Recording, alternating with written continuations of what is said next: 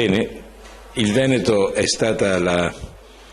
regione che ha sperimentato per prima, rispetto al resto dell'Italia, una formula originale di collaborazione del mondo dell'impresa con il mondo delle professioni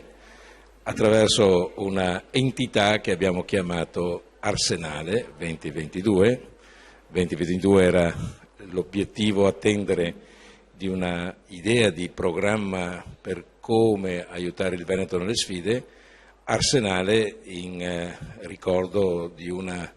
delle più grandi fabbriche italiane del Cinquecento, una Toyota dell'epoca, che è l'Arsenale di Venezia. Ci siamo trovati assieme le principali organizzazioni dell'impresa, una organizzazione del lavoro dipendente e Confprofessioni, perché avevamo allora capito, e oggi non possiamo che ribadirlo, vale per il Veneto, vale per l'Italia, che i professionisti sono parte di ogni processo produttivo, produzione di beni e produzione di servizi, talvolta da soli, molte volte in una filiera che costruisce un risultato, che porta a una decisione, e volevamo essere completi in questa formula di supporto